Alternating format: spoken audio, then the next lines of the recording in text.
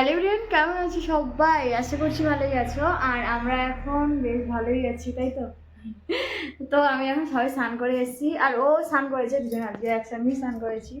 কারণ ও কাজে বেরিয়ে যাবে আর আমি সবাই মানে স্নান করে পুজোর কাজ কমপ্লিট করে এবার রান্না থেকে যাবো। দুপুরে বাড়ি চলে আসবে। তো আজকে এখানে একটা মামার ছেলে নিয়ে একটু ডাক্তারের কাছে যাবে, তারপর দুপুরে বাড়ি চলে আসবে। যাই হোক, আমরা এখন ও চলে যাবে, আমি বাড়িতে একা, বাবুরা গেছে স্কুলে, তাই তো? বাবুরা এবার চলে আসবে 11টা বাড়িতে যায়। এখনো 8 ঘন্টা টাইম আছে, 11:30টার সময় আসি। ওরা চলে আসবে এবারে।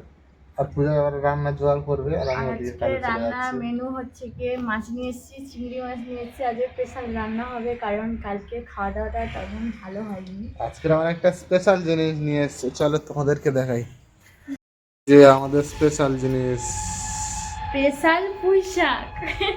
তোমার সত্যি। দাদা ভাইয়ের সব থেকে প্রিয় খাবার এটাই, ঠিক আছে? আর এখন সবজি হচ্ছে, নতুন সবজি হচ্ছে কি পুঁই শাক, ঠিক আছে? খুব মোটা ভালো পুঁই লাগে শাক এখন। পেয়েছি, বেশ কচি কচি একদম, দেখো কচি কচি পুঁই শাক। আর নিয়ে এসেছি মাছ আর চিংড়ি। এদিকে মাছ আছে। মাছ আর চিংড়ি দিয়ে, মানে চিংড়ি মাছ দিয়ে রান্না করবো, বেশ খাওয়াটা জমে যাবে, ঠিক আছে? মাংস এখন আর ভালো লাগে না খেতে, মানে অরুচি বলতে গেলে। বেশিরভাগ সবজি শাক এগুলোই ভালো লাগে। আর এখন আমরা দেখো কত জামা কাপড় সকালবেলা কেচেছি, এক গাদা এগুলো জামা। সব পূজা কাচাকাচি করে পুজো দিয়ে আর এখন এই এসে দাঁড়িয়েছে, তাই তো? কালকে কেটেছিলাম 2 খোড়া, আজকে 1 খোড়া, মানে 3 খোড়া।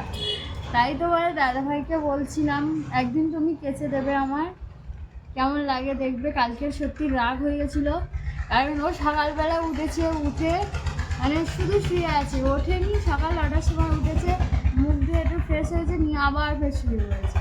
আর আমি রান্না সেরে নিয়ে 2 খোড়া জামা কাপড় কাচতে আমার যা রাগ উঠে গেছিলো, তার জন্য বলেছি ওকে তুমি একদিন আমাকে কেচে দেবে, কেমন হয় কেমন লাগে সেটাই দেখবে। যাই হোক, এখন কাজে বেরিয়ে যাচ্ছে আর তো বেশি চলো আমি এখন কাজে বেরিয়ে যাচ্ছি, ঠিক আছে? তো চলো সন্ধ্যাবেলা আবার তোমাদের সঙ্গে দেখা হচ্ছে। টাটা। ভালো থেকো, টাটা।